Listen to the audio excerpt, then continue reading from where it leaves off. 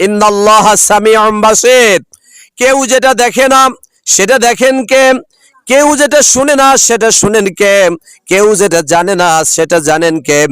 আমি রাতের গভীরে অন্ধকারাচ্ছন্ন পৃথিবীর কোনো মানুষ নাই, আমি অপকর্ম লিপ্ত হয়ে গেলাম, মিথ্যার মধ্যে লিপ্ত হয়ে গেলাম, মোবাইলের মাধ্যমে, প্রি টক টাইমের মাধ্যমে পর পুরুষের সাথে প্রেম নিবেদন করলাম, পৃথিবীর কোনো মানুষ দেখে নাই। আল্লাহ রাব্বুল আলামিনের ডায়েরি থেকে, ফেরেশতা থেকে বাঁচার কোনো উপায় নাই। আল্লাহ পাক বলছে, ও বান্দা বান্দিরা তুমি কি করো, আমি আল্লাহ তোমার সব কিছু জানি। ইন্নাল্লাহা সামিউম বাসীর। আমার বান্দা বান্দি কি করে?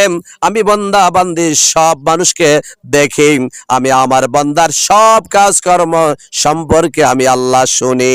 সুবহানাল্লাহ।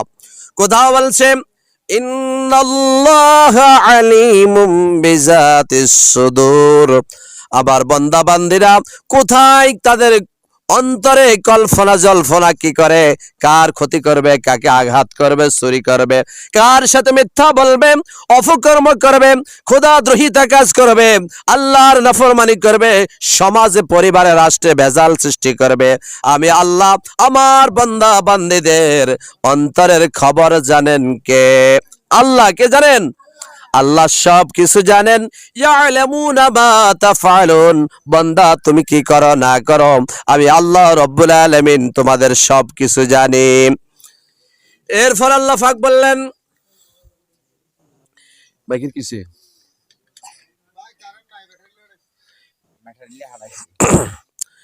ইন্নাল আবরারা লাফি নাঈম ওয়া ইন্নাল ফুজ্জার লাফি জাহিম।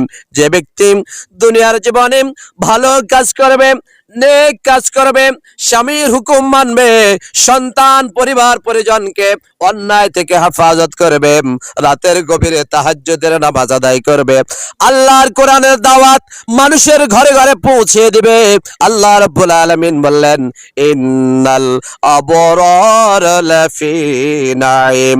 আমি আল্লাহ ওই ধরনের নেককার নরনারীর জন্য আমি তার জন্য জান্নাতুন নাঈম তৈরি করেছি। সুবহানাল্লাহ।